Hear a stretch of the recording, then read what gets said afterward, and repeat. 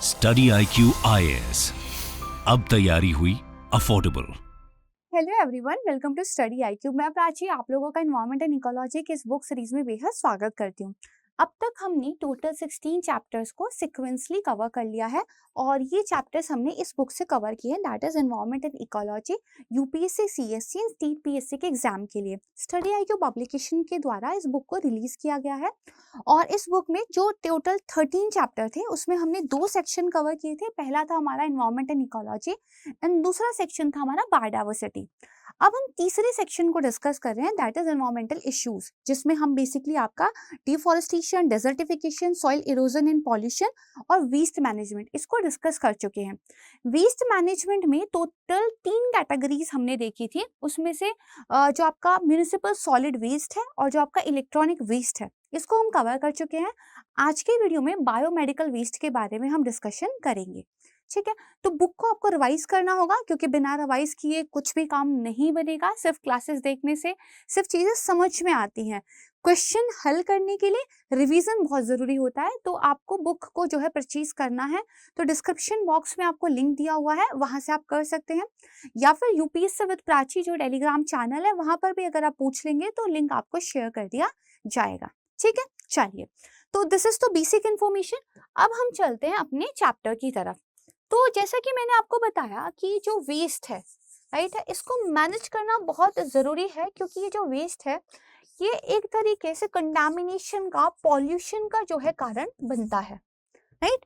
इसमें हमने 3 कैटेगरीज देखी थी, जैसा मैंने आपको अभी बताया। एक आपका सॉलिड म्यूनिसिपल वेस्ट था, राइट है। दरअसल हाउस होल्ड जो एक कचरा जनरेट होता है, राइट है, सिटीज में म्यूनिसिपैलिटीज के द्वारा जिस कचरे को मैनेज किया जाता है, जनरली हम उसको सॉलिड वेस्ट के रूप में जो है जानते हैं, ठीक है। हमने इसके अलावा दूसरा जो देखा था दैट इज ई वेस्ट, यानी कि इलेक्ट्रॉनिक वेस्ट। जो भी आपके इलेक्ट्रॉनिक इंस्ट्रूमेंट्स होते हैं जिनको अब आप वापस यूज नहीं करने वाले, उनको एक तरीके से थ्रो आउट कर दिया जाता है, वो आपका इलेक्ट्रॉनिक कचरा बनाते हैं, राइट है। और हमने देखा था कि जिस तरीके से टेक्नोलॉजिकल एवोल्यूशन दुनिया में देखने के लिए मिल रहा है, वैसे वैसे जो ये ई वेस्ट की क्वांटिटी है ये बढ़ती जा रही है, परफेक्ट है। और तीसरा जो आज हम पढ़ेंगे वो पढ़ने वाले हैं biomedical waste. Biomedical waste की अगर डेफिनेशन की बात करें तो जो वर्ल्ड हेल्थ ऑर्गेनाइजेशन है यानी कि WHO, उनकी तरफ से एक बेसिक डेफिनेशन दी गई थी। इन्होंने कहा कि हेल्थ केयर के अंदर किसी भी पेशेंट के डायग्नोसिस को लेकर, ट्रीटमेंट को लेकर, या जो आपका इम्यूनाइजेशन है इसको लेकर जो भी हेल्थ केयर कचरा जनरेट होता है या सिमिलर सेक्टर में R&D जो एक्टिविटीज होती हैं उनके रिगार्ड में अगर कोई हेल्थ केयर कचरा या वेस्ट जनरेट होता है, वो आपके बायोमेडिकल वेस्ट की कैटेगरी के अंदर आता है। तो तीनों का सबसे पहले तो हमें व्हाट क्लियर होना चाहिए, जो कि आपको अब तक हो चुका होगा। इसके बाद हम बात करते हैं कि इनके सोर्सेस क्या हैं, राइट है। ये जो बेसिकली कचरा आपका जनरेट हो रहा है इसका सोर्स क्या है। फिर तीसरा आपको पता होना चाहिए कि जो आपका ह्यूमंस हैं, एनिमल्स हैं, प्लांट है, यानी कि आपका जो ओवरऑल इकोसिस्टम है उस पर इसका इम्पैक्ट क्या पड़ रहा है। एंड देन हम बात कर रहे थे सॉल्यूशंस की, जिसमें हमने देखा था कुछ मेजर्स जो है ग्लोबल लेवल पर अपनाए गए हैं, ठीक है, जिसमें से एक इम्पॉर्टेंट था हमारा बेसल कन्वेंशन, ठीक है। तो आपको मैंने बताया था कि जो बेसल आपका कन्वेंशन है ये बेसिकली जो आपका ट्रांस बाउंड्री मूवमेंट होता है हजार्डियस वेस्ट का, उसको बेसिकली टारगेट करता है, ठीक है। तो कुछ ग्लोबल मेजर्स की हमने बात की थी। एंड देन उसके बाद इंडिया के लेवल पर कुछ इनिशिएटिव्स सरकार की तरफ से लिए गए होंगे, कुछ रूल्स एंड रेगुलेशंस जो है गवर्नमेंट ऑफ इंडिया ने बनाए होंगे, उनको हमने डिस्कस किया था। जैसे हमने इलेक्ट्रॉनिक वेस्ट मैनेजमेंट रूल्स देखे थे और हमने इसी के तहत एक बेसिकली आपकी एक्सटेंडेड प्रोड्यूसर रिस्पॉन्सिबिलिटी, राइट है, इस कॉन्सेप्ट के बारे में बात की थी कि जो प्रोड्यूसर है चाहे वो इलेक्ट्रॉनिक वेस्ट से रिलेटेड हो या फिर किसी दूसरे वेस्ट से रिलेटेड, उनकी ये रिस्पॉन्सिबिलिटी होगी कि वो उस वेस्ट को जो है मैनेज करने में अपना जो कंट्रीब्यूशन है वो भी अदा करे, परफेक्ट है। तो अब देखो, ये तो हम अच्छे तरीके से समझ चुके हैं। आज हम पढ़ने वाले हैं बायोमेडिकल वेस्ट। तो थोड़ा सा अपनी बुक की तरफ चलते हैं, राइट है। देखो बायोमेडिकल वेस्ट की अगर बात करें तो वर्ल्ड के लेवल पर एक डाटा निकल कर आता है कि मतलब एक साल के अंदर आपको करीब 5.9 मिलियन टन जो बायोमेडिकल वेस्ट है वो जनरेट होता है। अगर हम भारत की बात करें तो सेंट्रल पॉल्यूशन कंट्रोल बोर्ड का एक डाटा आया था कि करीब 590 ton biomedical waste on an average जो है भारत में जनरेट होता है। तो अब देखिए ये जो आपका बायोमेडिकल वेस्ट है ना, ये एक हजार्डस वेस्ट है, यानी कि ह्यूमन की हेल्थ पर और आपकी एक ओवरऑल इकोसिस्टम के लिए ये खतरा हो सकता है। कैसे? इसके टाइप्स समझ लीजिए, उससे आपको पता चल जाएगा। तो बायोमेडिकल वेस्ट के हम टाइप्स की बात करते हैं, राइट है। सबसे पहले तो देखो इन्फेक्टियस ये हो सकता है, यानी कि जो आपका बायोमेडिकल वेस्ट है उसके अंदर पेशेंट के द्वारा यूज किए गए है ना कुछ ऐसे आइटम्स हो सकते हैं जिसके अंदर जो पैथोजेंस हैं है ना वो अभी भी हो सकते हैं। तो अगर इस वेस्ट को अच्छे तरीके से डिस्पोज ऑफ नहीं किया गया तो ये जो एक इन्फेक्टियस वेस्ट है आपका, यानी कि आपका जो एक पैथोजेनिक वेस्ट है, ये क्या है आउटर एनवायरनमेंट में फैल सकता है। दूसरा अगर आप देखोगे तो बेसिकली आपके कुछ शार्प्स हो सकते हैं, ठीक है। जैसे अगर आप देखोगे जो इंजेक्शन के निडल्स होते हैं वो शार्प्स की कैटेगरी में आते हैं। और एक डाटा एक्चुअली रिपोर्ट किया गया था कि एक बहुत बड़ी संख्या में जो आपके health care basically health care personals होते हैं उनको इन निडल्स के है ना चुभने की वजह से इन्फेक्शन रिपोर्ट किए गए हैं। तो ये जो शार्प्स है इसको ध्यान रखने की जरूरत है। देन कुछ केमिकल वेस्ट हो सकता है, अलग अलग तरह के जो केमिकल्स हैं वो हेल्थ केयर लेबोरेटरीज वगैरह में यूज होते हैं, ठीक है। तो केमिकल वेस्ट आपका हो सकता है। देन बेसिकली आपका क्या है जो एक पैथोलॉजिकल वेस्ट होगा, यानी कि कुछ एक्सपायर्ड मेडिसिन हो सकती है, कुछ अनयूज्ड मेडिसिन हो सकती हैं, ठीक है। कुछ वैसे रैपर्स हो सकते हैं जिनमें मेडिसिन का कुछ रेसिड्यू लगा हुआ हो, वो आपका जो एक तरीके से पैथोलॉजिकल जो वेस्ट है इसके अंदर आ जाएगा, ठीक है। फिर जो पेशेंट है उसका एनाटॉमिकल वेस्ट भी हो सकता है, यानी कि जो ब्लड है, स्टूल है, ऑर्गन है, कुछ भी ऐसा पार्ट है वो एक वेस्ट यहाँ पे हो सकता है। एंड देन एक रेडियो एक्टिव वेस्ट भी हॉस्पिटल्स में आपको देखने के लिए मिल सकता है, जैसे कैंसर वगैरह के ट्रीटमेंट में जो चीज़ें यूज होती हैं या जो साइटोक्सिन मेडिसिन होती हैं, ठीक है। ये सारा जो है बायोमेडिकल वेस्ट का एक टाइप होता है। परफेक्ट है। और क्योंकि अब कोविड-19 का अगर एक टाइम हम देखें तो जो सैनिटाइजर्स हैं, मास्क हैं, ग्लव्स हैं, इनकी काफ़ी ज़्यादा क्वांटिटी बढ़ी थी। तो हमारे लिए इस बायोमेडिकल वेस्ट को मैनेज करना और भी ज़्यादा चैलेंजिंग हो गया था। परफेक्ट है। अब देखो ये जो बायोमेडिकल वेस्ट है इसकी एक गंभीरता आप समझ पा रहे होंगे, ठीक है। क्योंकि सबसे पहली बात तो यही ध्यान रखिएगा कि जितने भी डिजीज कॉजिंग पैथोजेंस हैं वो इस वेस्ट के अंदर हो सकते हैं। और अगर इसको आपने अच्छे से डिस्पोज ऑफ नहीं किया है तो आपके वाटर में, सॉइल में, और वहां से फिर ये आपकी एक फूड चेन के अंदर जो है एंट्री ले सकते हैं। एंड देन वहां से जो है बेसिकली ह्यूमन हेल्थ को, आपके प्लांट की हेल्थ को, एनिमल्स हेल्थ को क्या एक तरीके से इम्पैक्ट कर सकते हैं, ठीक है। इतना आपको पता चल गया। तो इसके अगर इम्पैक्ट की हम बात करें तो बेसिकली 3 तरीके से आप इसका जो इम्पैक्ट है वो देख सकते हो। एक तो एनवायरमेंटल लेवल पर, राइट है। दूसरा आप किस लेवल पर देख सकते हो, ह्यूमन की हेल्थ पर। एंड एक आप देख सकते हैं इसका प्लांट एंड एनिमल की हेल्थ पर, ठीक है। तो इन 3 तरीके से जो है आप इसका एक इम्पैक्ट जो है देख सकते हो। परफेक्ट है। अब इसको लेकर बहुत सारे क्या है इनिशिएटिव्स जो है आपको देखने के लिए मिल जाएंगे, जो बायोमेडिकल वेस्ट को डिस्पोज ऑफ करने के लिए कुछ गाइडलाइंस आपको देते हैं, ठीक है। तो देखो आपके जो भी गाइडलाइंस होंगे उसमें 3-4 चीजें जरूरी होनी चाहिए। पहला, जो हॉस्पिटल है यानी कि जो सोर्स पॉइंट है, तो उस सोर्स पॉइंट पे जो ये वेस्ट है इसका सेग्रीगेशन होना बहुत जरूरी है, राइट है।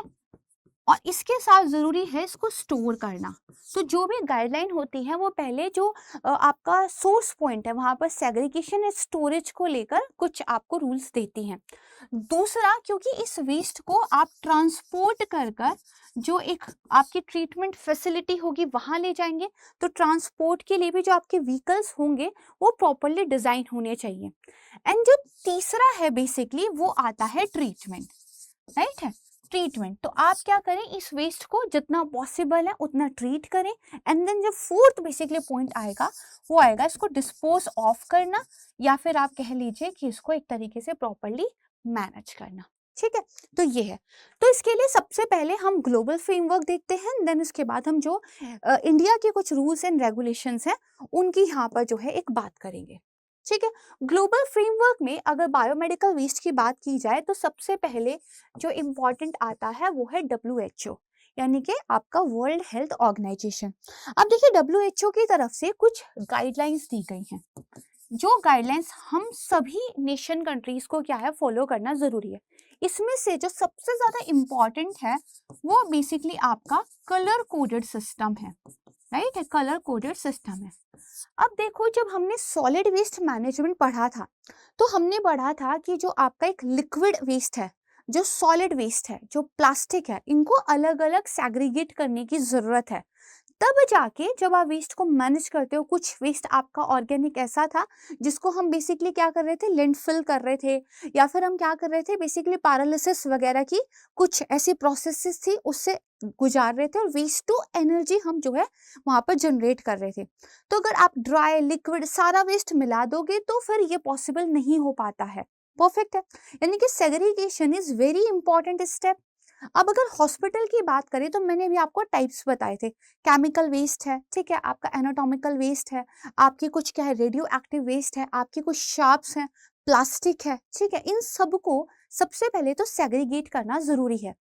इसके लिए WHO ने एक कलर कोडेड सिस्टम दिया है जिसमें रेड, ग्रीन, ब्लैक, ग्रे, इस तरीके से उन्होंने बोला है कि जो आपके वेस्ट को स्टोर करने वाले कंटेनर होंगे उनको आप कलर दे दीजिए, एंड देन कलर वाइज जो है आपको सेग्रीगेट करके चीजें रखने की जरूरत है। तो WHO के कलर कोडेड जो सिस्टम है दैट इज वेरी इंपॉर्टेंट। और दूसरा जो आपका बेसल कन्वेंशन है, जिसको हमने अपने पिछले लेक्चर में भी पढ़ा था, ये जो बेसल कन्वेंशन है ये हजार्डस जो आपका मटेरियल होता है उसकी ट्रांस बाउंड्री मूवमेंट को जो है रेगुलेट करता है। ठीक है, तो जो बेसल कन्वेंशन है और जो WHO के गाइडलाइंस है ये ग्लोबल लेवल पर काफी ज्यादा इंपॉर्टेंट आपके कुछ मेजर्स हैं। ठीक है, अब बात करते हैं ज्यादा जो इम्पोर्टेंट हमारे लिए यहाँ पर है वो है दरअसल कि भारत के लेवल पर कौन से रूल्स या गाइडलाइंस गवर्नमेंट ऑफ इंडिया की तरफ से अपनाए गए हैं, क्योंकि बायोमेडिकल वेस्ट का जो डिस्पोज ऑफ होना होता है वो लोकली ज्यादा होता है, राइट है। तो सबसे पहले हमारे पास 1998 में जो है गाइडलाइंस आए थे। ठीक है, इन गाइडलाइंस को हम बायोमेडिकल वेस्ट कंट्रोल गाइडलाइंस भी बोलते थे। परफेक्ट है, ये आप जो है ध्यान रखिएगा। तो बायोमेडिकल वेस्ट मैनेजमेंट हमारी जो गाइडलाइंस थी 1998 वाली, और you can see the rules. इसके बाद आपके कुछ रूल्स अपडेट किए गए 2002 में। देन इसके बाद फिर से इन रूल्स को अपडेट किया गया दैट इज 2016 में। 2016 में कुछ बातों पर खासकर ध्यान रखा गया। पहला आपका बेसिकली सेग्रीगेशन, राइट है, दूसरा आपका स्टोरेज, राइट है, ये दो इंपॉर्टेंट बातें यहाँ पे ध्यान दी गई, और तीसरा आपका ट्रांसपोर्ट। क्योंकि 2016 तक आते आते इन चीजों को लेकर क्या है काफी अवेयरनेस एक जो है हो चुकी थी, तो अब जो है सरकार की तरफ से इन चीजों पर ध्यान दिया गया। ठीक है, इसके बाद बेसिकली यहाँ पर एक और इम्पॉर्टेंट बात बोली गई दैट इज रिकॉर्ड कीपिंग, कि इस सारे वेस्ट का ना किस तरीके से आप मैनेजमेंट कर रहे हो उसको लेकर हर एक हेल्थ केयर फैसिलिटी को क्या है एक रिकॉर्ड अपने यहाँ पर मेंटेन करने पड़ेंगे। तो 2016 में कुछ इन बातों पर जो है आपको देखने को चीजें मिलेंगी। देन इसके बाद इन रूल्स को फिर से एक बार अपडेट किया गया 2018 में। ठीक है, 2018 में फिर से जो है इन रूल्स को अपडेट किया गया। दरअसल 18 में एक अमेंडमेंट जो है यहाँ पर किया गया था। सबसे पहला जो इम्पोर्टेंट चेंज हुआ वो ये हुआ कि अब जो इस बेसिकली रूल्स के अंडर ऑल हेल्थ केयर जो फैसिलिटीज हैं उनको बेसिकली क्या है इंक्लूड कर लिया गया। इस बात का क्या मतलब हुआ, आपके पब्लिक हॉस्पिटल्स, प्राइवेट हॉस्पिटल्स, ठीक है, ये सब तो भाई पहले से भी इंक्लूड थे, बट जो आपके बेसिकली वेटनरी हॉस्पिटल्स होते हैं, एनिमल्स को लेकर अगर कुछ हेल्थ केयर सेंटर्स हैं, अब उनको भी क्या है इसके अंदर इंक्लूड कर लिया गया था कि आपको भी ये जो रूल्स है इनको प्रॉपरली क्या है एक तरीके से फॉलो करना पड़ेगा। साथ में यहाँ पे क्या किया गया, कलर कोडेड सिस्टम को लेकर ज्यादा स्ट्रिक्ट गाइडलाइंस दी गई। तो जो WHO का कलर कोडिंग सिस्टम था वो अब जो है हर प्रकार की एक हेल्थ केयर फैसिलिटी के ऊपर लागू होगा।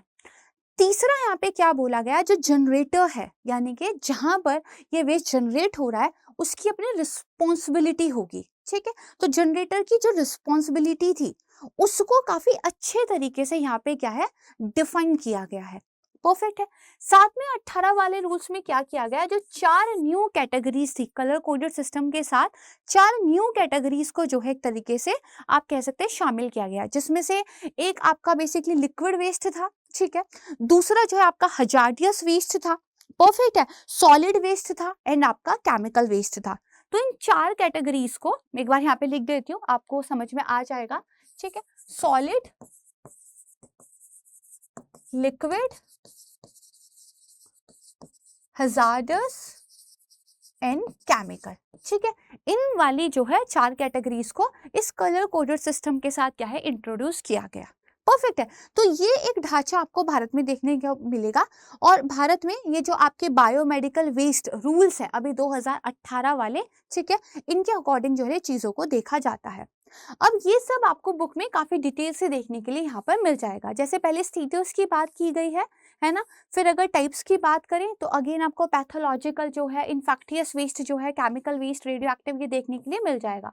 देन यहाँ पे इम्पैक्ट्स ऑफ बायोमेडिकल वेस्ट की बात की गई है, जो हमने देखा है ग्लोबल फ्रेमवर्क में सबसे पहले आपका बेसल कन्वेंशन है, राइट है। देन उसके बाद आपका जो स्टॉकहोम कन्वेंशन है परसिस्टेंट ऑर्गेनिक पॉल्यूटेंट को लेकर है, आने वाले लेक्चर में जो है डिस्कस करेंगे। देन आपके वर्ल्ड हेल्थ ऑर्गेनाइजेशन के कुछ गाइडलाइंस हैं। भारत की बात करें, biomedical waste management and handling rule 1998 वाले। देन 2002 मैंने बताया था 2000 आएगा। देन 2016 है यहाँ पर एंड देन उसके बाद आप देखोगे अमेंडमेंट करके नया जो है 18 में कुछ लाया गया। इसमें स्कोप का एक्सपेंशन कर दिया गया, ऑल जो हेल्थ केयर फैसिलिटी थी उन तक एक्सपेंड हुआ, 4 न्यू कैटेगरीज इसके अंदर लाए, कलर कोडेड सिस्टम आ गया है, ठीक है, और जो जनरेटर होगा उसकी यहाँ पे रिस्पॉन्सिबिलिटी को क्या है डिफाइन किया गया है। अब ये जो एक डायग्राम है इसको आप काफी अच्छे तरीके से देख सकते हो कि आपको नॉन इन्फेक्टेड और इन्फेक्टेड पहले इन 2 कैटेगरीज में डाला है।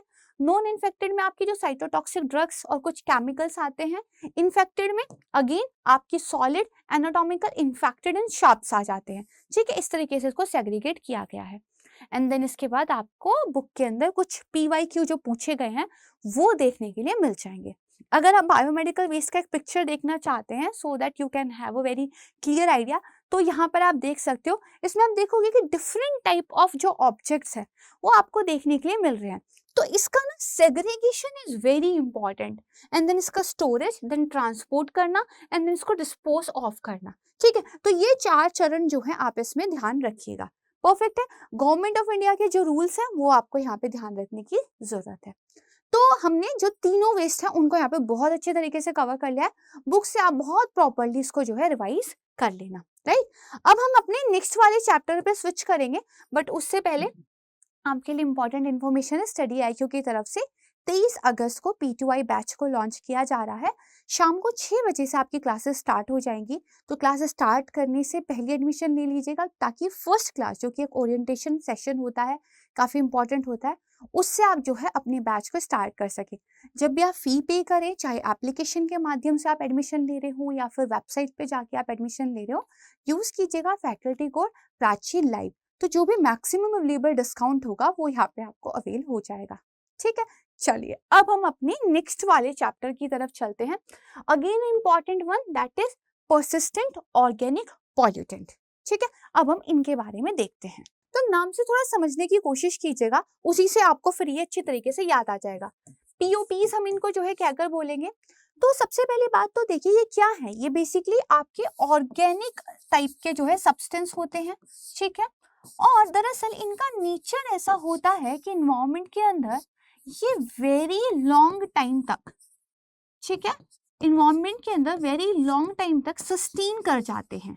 ठीक है, यानी कि आप देखोगे जो आपका ये एनवायरनमेंट है इसके अंदर ये परसिस्ट कर जाते हैं लॉन्ग टाइम तक, that's why the name persistent organic pollutant, right है। दूसरा, क्योंकि मैंने वर्ड यहाँ पे यूज किया है पॉल्यूटेंट, तो दैट मीन्स ये क्या है, ये ऑर्गेनिक कुछ टॉक्सिक आपके जो है एलिमेंट हो सकते हैं। देखो जब भी हम वर्ड पॉल्यूटेंट यूज करते हैं ना, तो हम किसी ना किसी टॉक्सिक एलिमेंट की बात करते हैं। हम कुछ ऐसे बेसिकली एक सब्सटेंस की बात कर रहे हैं जो हमारे एनवायरनमेंट को कंटामिनेट करता है। मैंने आपको पिछले लेक्चर में भी बताया था कि पॉल्यूशन का मतलब हम कुछ ऐसी बात कर रहे हैं जो वहां पर है जहाँ वो नहीं होना चाहिए। फॉर एग्जाम्पल, जो एयर हम ब्रीथ करते हैं उसका अपना एक नेचुरल कंपोजिशन है, राइट है। उसके अंदर नाइट्रोजन है, ऑक्सीजन है, कार्बन डाइऑक्साइड का बहुत ही एक लेस अमाउंट देखने को मिलता है, और बहुत सारी गैसेज हैं। अगर इस पर्टिकुलर नेचुरल कंपोजिशन के अंदर कोई एक ऐसी टॉक्सिक गैस आकर मिल जाए जो वहां पर नहीं होनी चाहिए थी, that means it is a contamination of the air, यानी कि एयर पॉल्यूशन की बात यहाँ पे आ जाएगी। आने वाले जो क्लास होगी या फिर जो आने वाला चैप्टर है उसमें हम उसको डिस्कस करेंगे। सिमिलर मैनर में कई बार अगर किसी पर्टिकुलर एलिमेंट की जो कॉन्सेंट्रेशन है वो प्रिस्क्राइब्ड लिमिट से ज्यादा है, अगेन एयर पॉल्यूशन का एग्जांपल लेती हूँ। कार्बन डाइऑक्साइड एक छोटी मात्रा में एयर की नेचुरल कंपोजिशन में होता है, बट वही कार्बन डाइऑक्साइड अगर ज्यादा हो जाए तो वो ह्यूमन हेल्थ के लिए टॉक्सिक है, राइट है। यानी कि एक जो प्रिस्क्राइब्ड लिमिट है अगर उससे ज्यादा कॉन्सेंट्रेशन है तो भी माना जाता है कि जो टॉक्सिक इफेक्ट्स है वो वहां पर आ गए हैं, पॉल्यूटेंट बेसिकली उसको फिर माना जाएगा। परफेक्ट है। तो ये जो परसिस्टेंट ऑर्गेनिक पॉल्यूटेंट होते हैं, तीन वर्ड याद रखना है। ये पॉल्यूटेंट क्यों है, क्योंकि टॉक्सिक जो है इनका नेचर होता है, ऑर्गेनिक होते हैं और ये एनवायरनमेंट में लॉन्ग टर्म में सस्टेन कर जाते हैं, दैट्स व्हाई परसिस्टेंट हम इनको बोलते हैं। ठीक है, ह्यूमन हेल्थ पर बहुत बड़े लेवल पर जो है इनका इम्पैक्ट देखने के लिए मिलता है। अब कुछ एग्जाम्पल्स की बात कर लेते हैं, राइट है। तो आपने डीडीटी का नाम सुना होगा, ये एक पीओपी है, ठीक है। दूसरा, डायोक्सिन्स जो होते हैं ये भी आपके जो है पीओपीज होते हैं। एंड देन आपके जो पॉलीक्लोरिनेटेड बाइफेनाइल्स होते हैं ये भी आपके जो है परसिस्टेंट ऑर्गेनिक पॉल्यूटेंट होते हैं। These are some types, right है। अब देखिए इनके एक कैरेक्टरिस्टिक्स को ध्यान रखिएगा, वो ये होती है कि एनवायरनमेंट के अंदर ना ये जो डिग्रेडेशन एक बेसिकली होता है, राइट है, उसको बहुत लॉन्ग टर्म तक क्या है रेसिस्ट करते हैं। ठीक है, यानी कि जो नेचुरली किसी भी एलिमेंट का एक अपघटन होता है, ठीक है, डिग्रेडेशन की जो एक नेचुरल प्रोसेस होती है उसको ये लॉन्ग टर्म तक क्या है रेसिस्ट करके रखते हैं, दैट्स व्हाई काफी लंबे टाइम तक क्या है परसिस्ट कर जाते हैं। अगेन द सेम चीज, ठीक है, इसको ध्यान रखिएगा। अब देखो ये जो परसिस्टेंट ऑर्गेनिक आपके पॉल्यूटेंट है ना, इनके बारे में यहाँ पे बताया हुआ है कि जो आपकी फूड चेन है उसके अंदर ही एक बार जब एंटर हो जाते हैं तो लॉन्ग टर्म तक जो है सरवाइव करते हैं। और उस फूड चेन के अंदर फिर जितने भी आपको जो है स्पीसीज देखने के लिए मिलेंगे जो फर्दर एक दूसरे के ऊपर डिपेंड है, उनके अंदर ये जो परसिस्टेंट ऑर्गेनिक पॉल्यूटेंट है ये लगातार क्या है एक तरीके से मिक्स होते जाएंगे। तो दैट्स वाई कहा जाता है कि इनके इस नेचर की वजह से ह्यूमन हेल्थ पर इनका ज्यादा सीवियर इम्पैक्ट देखने को मिलता है, अगर हम कंपेयर करें उन टॉक्सिक केमिकल्स से या उन टॉक्सिक एलिमेंट्स से जो लॉन्ग टर्म तक सस्टेन नहीं करते हैं। अब देखो पीओपीज के बारे में जब आप पढ़ते हो ना, दो तीन चीजों को आप ध्यान रखना, दो इंपॉर्टेंट कॉन्सेप्ट हम यहाँ पे पढ़ेंगे। एक आपका है बायो एक्यूमुलेशन और एक है आपका बायो मैग्निफिकेशन। ठीक है, दोनों के बारे में देखते हैं।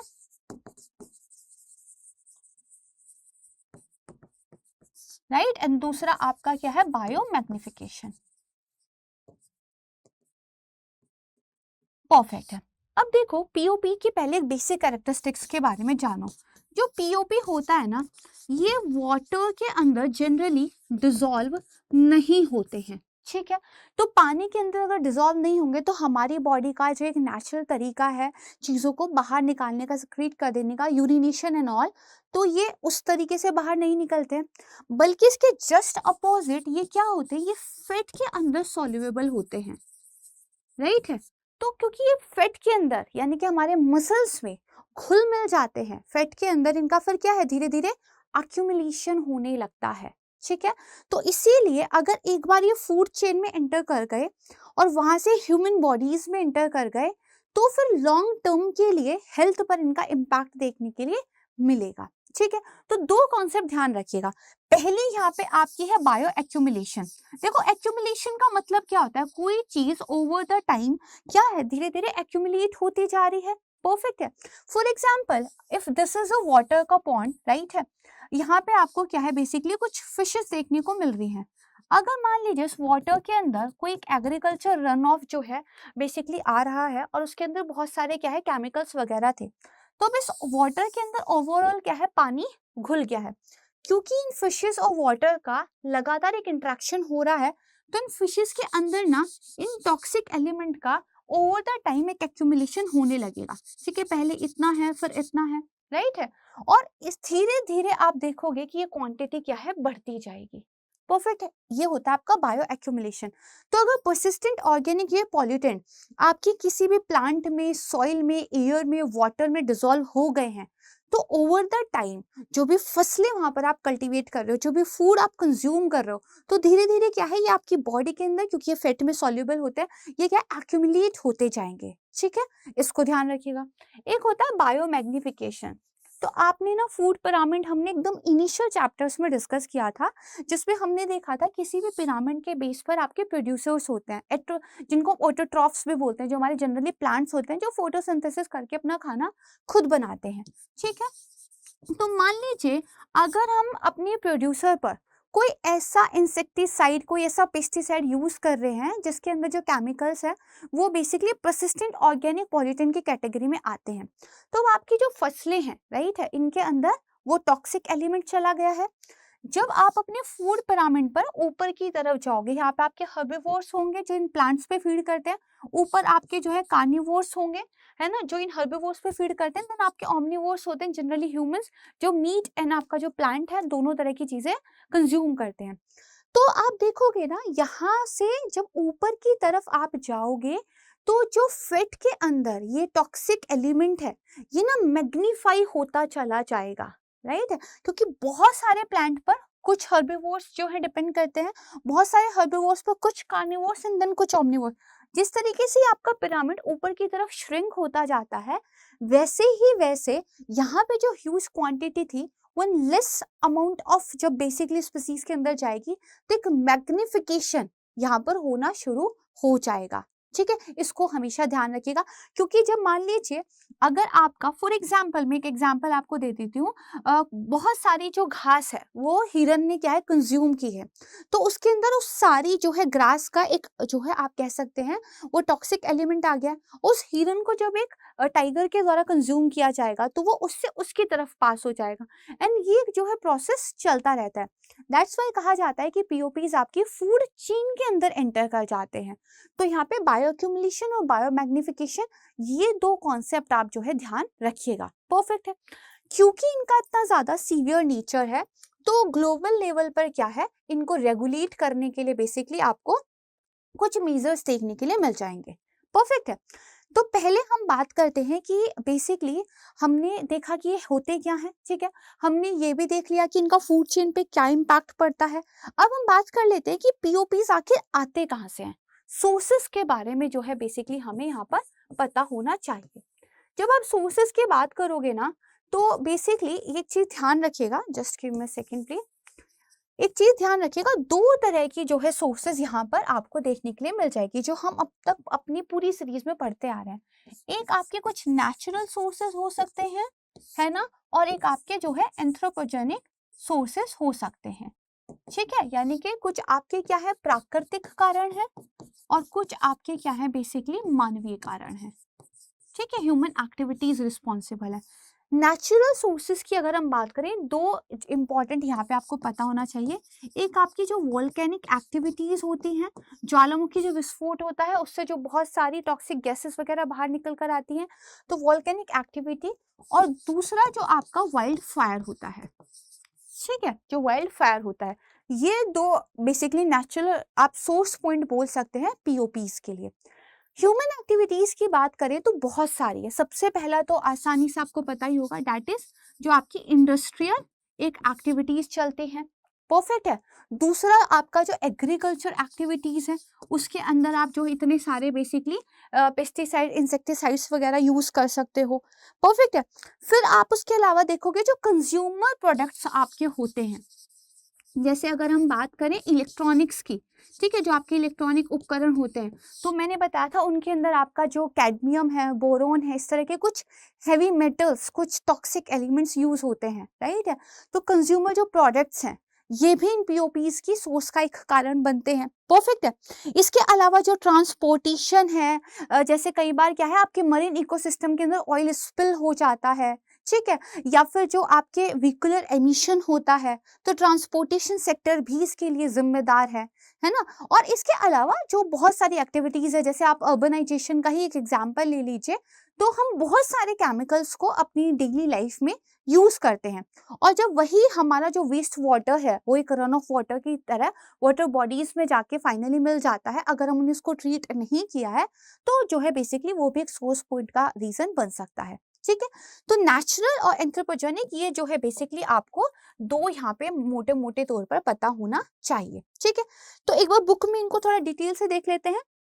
देखिए, तो कैरेक्टरिस्टिक्स पहले पीओपीज की यहाँ पे बताई हुई है, परसिस्टेंस होते हैं, बायो एक्यूमुलेशन और बायो मैग्निफिकेशन होता है, क्योंकि एनिमल्स के फैटी टिश्यू में एक्यूमुलेट हो जाते हैं, फूड चेन में जैसे जैसे आप अप जाते हो तो ये मैग्नीफाई हो जाते हैं, इनका ना लॉन्ग रेंज ट्रांसपोर्ट होता है। देखो फूड रेंज में जब ये ट्रैवल कर रहे हैं तो एक लॉन्ग रेंज में क्या है इनका ट्रांसपोर्ट हो सकता है, ठीक है जी। केमिकल स्टेबिलिटी इनकी होती है, टॉक्सिसिटी होती है, ठीक है, इसको ध्यान रखिएगा। फिर यहाँ पर बेसिकली आपको ये एक डायग्राम देखने के लिए मिल जाएगा कि नेचुरली फॉरेस्ट फायर वगैरह से आपको डायोक्सिन्स वगैरह रिलीज होते हुए मिल जाएंगे।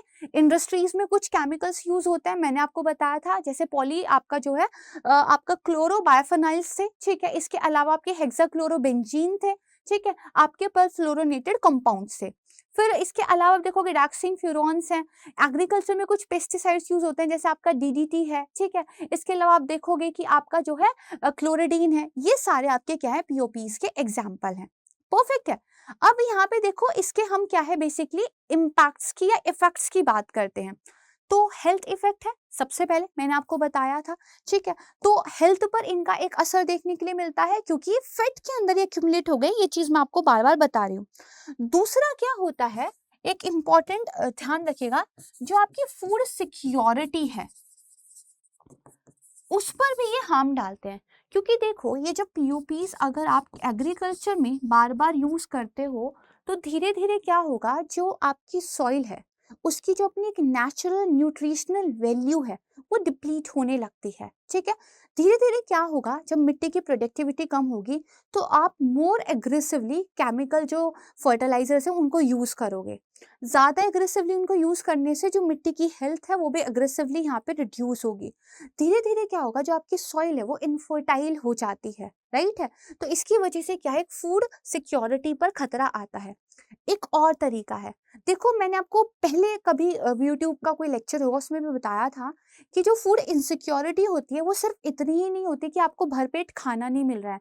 फूड इनसिक्योरिटी अगर आपको पूरा न्यूट्रिशनल वैल्यू जो मिलना चाहिए एक प्रॉपर ग्रोथ के लिए अगर वो नहीं मिल रहा है तब भी होती है। तो जब आप पीओपीज का यूज करके अगर कल्टीवेशन कर रहे हो तो आपके जो प्लांट्स हैं, राइट है, जो आपका फूड प्रोडक्ट्स हैं उसका न्यूट्रिशनल वैल्यू बहुत ही कम होता है, बल्कि उसके अंदर टॉक्सिसिटी ज्यादा होती है, राइट है। तो एक फूड इनसिक्योरिटी, एक न्यूट्रिशनल वैल्यू का ह्यूमन बॉडी में कम होना, ये भी इसका इम्पैक्ट होता है। देन अगर हम ह्यूमन हेल्थ पर बात करें तो बेसिकली जो नर्वस सिस्टम है, राइट है, उस पे इसका असर देखने के लिए मिल जाएगा। लंग कैंसर की बहुत ज़्यादा प्रॉब्लम देखने के लिए मिलती है, रिप्रोडक्टिव हेल्थ पर इसकी प्रॉब्लम जो है देखने के लिए मिलती है, ठीक है। इसके अलावा जो ये पीओपीज होते हैं इनकी वजह से डिफरेंट टाइप के जो स्किन एलर्जीज वगैरह हैं ये भी आपको देखने के लिए मिल जाएंगे। चिल्ड्रंस के अंदर जो एक रिटार्डनेस देखने के लिए मिलती है, उनका जो एक ब्रेन का डेवलपमेंट प्रॉपर नहीं हो पाता है, कई स्टडीज उनको पीओपीज का जो एग्रीकल्चर के अंदर यूज हो रहा है उससे लिंक करते हैं, ठीक है। इसके अलावा जो आपकी एक इन्वायरमेंटल हेल्थ है, जो आपकी बायोडाइवर्सिटी है, उस पर भी इसका एक नेगेटिव रिपरकशन देखने के लिए मिलता है, क्योंकि ओवरऑल जो स्पीसीज हैं, जो कम्युनिटीज हैं, वो उन चीजों पर डिपेंड कर रही है जहां पर ये टॉक्सिसिटी फैल चुकी है। तो इससे उनकी भी हेल्थ पर जो है एक असर देखने के लिए मिलेगा। एक बहुत ही आसान सा एग्जाम्पल यहाँ पे रिलेट करके दे रही हूँ। जब हम वल्चर्स के बारे में पढ़ते हैं तो हमने देखा था कि कैसे जो डाइक्लोफिनेक था उसको यूज किया जाता था आपके बेसिकली लाइव स्टॉक्स में, और उसके जो कार्कस पे जब आपके जो वल्चर्स थे वो फीड करते थे तो उस डाइक्लोफिनेक की वजह से किडनी फेलियर का इश्यू उनको आ रहा था, नेक ड्रॉपिंग एक जो डिजीज है वो हो जा रही थी। एंड 90% पॉपुलेशंस जो इंडिया के अंदर वल्चर्स की अचानक से खत्म हुई थी, उसका रीजन उस मेडिसिन को माना जा रहा था। देन इंडिया में उस पर बैन भी लगा था।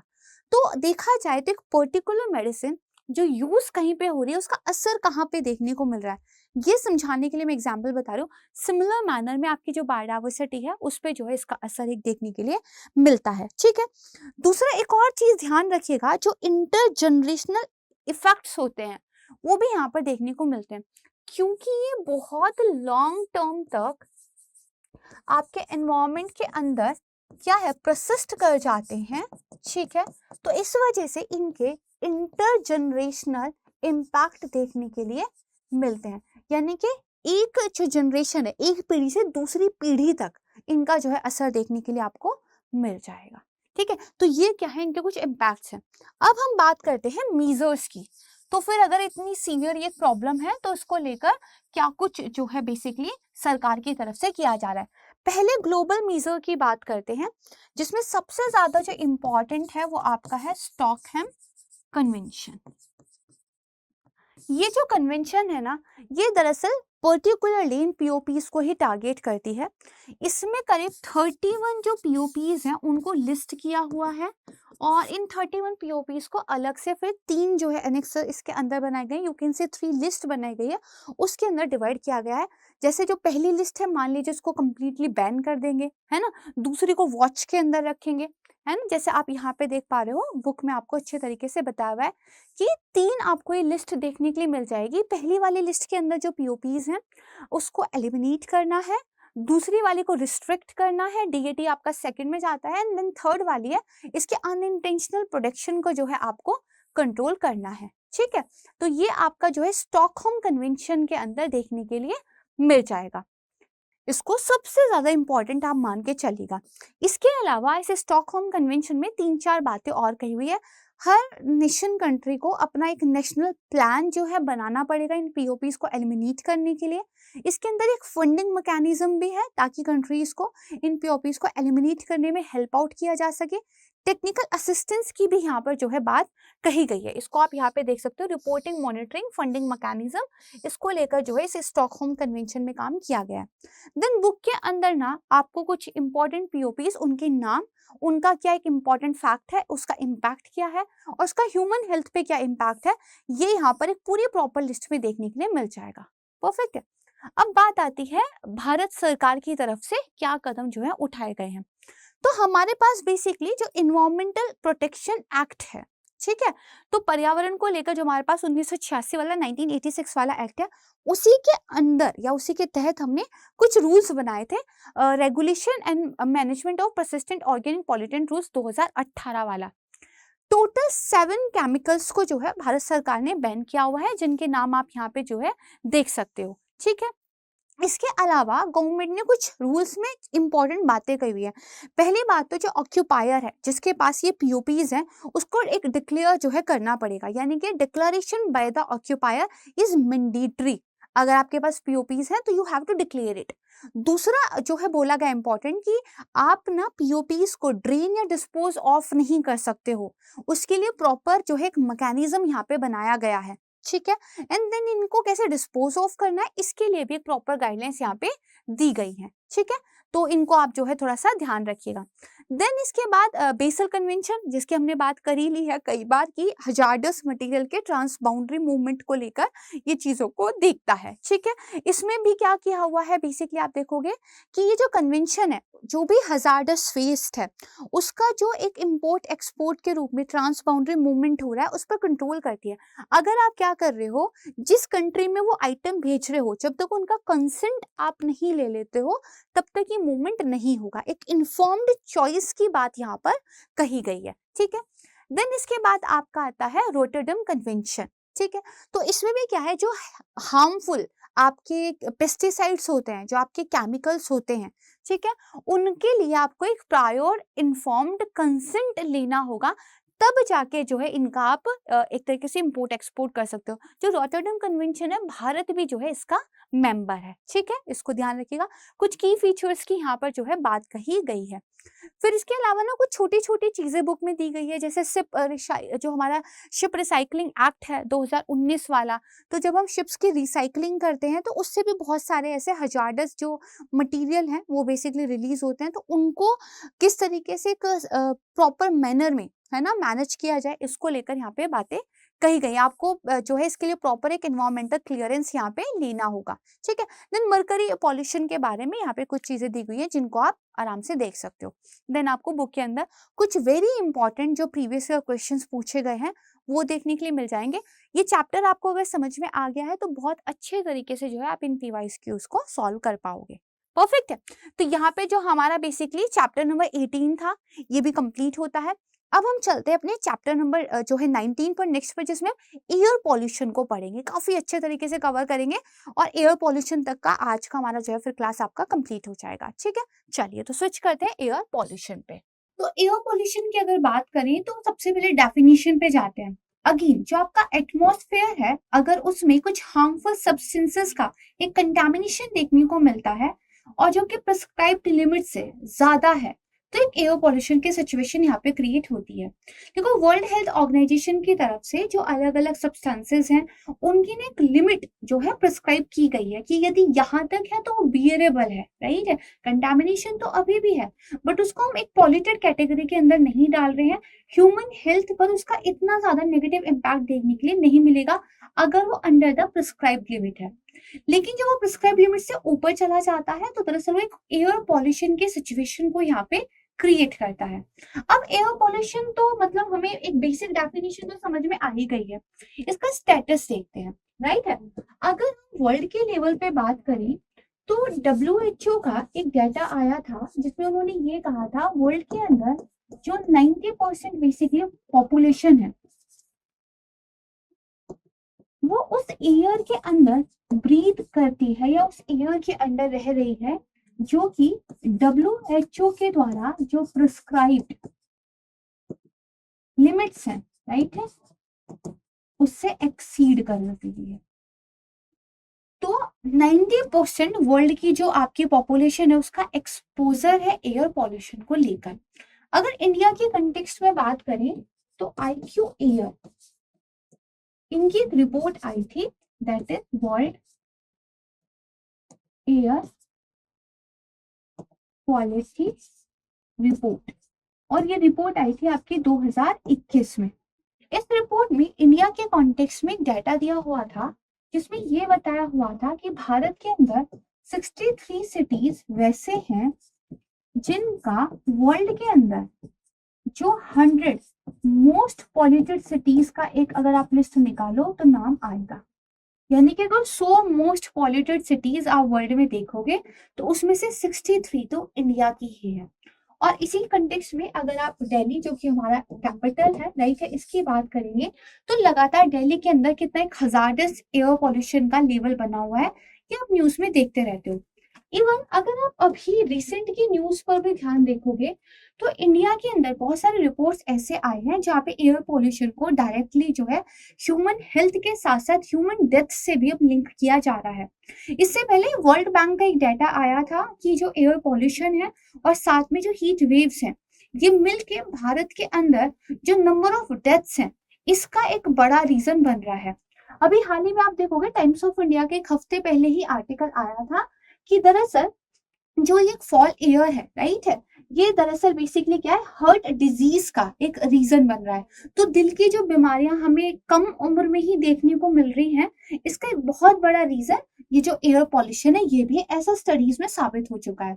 और जब हम एयर पॉल्यूशन के इम्पैक्ट की बात करेंगे तब हम इसको थोड़ा डिटेल में देखेंगे।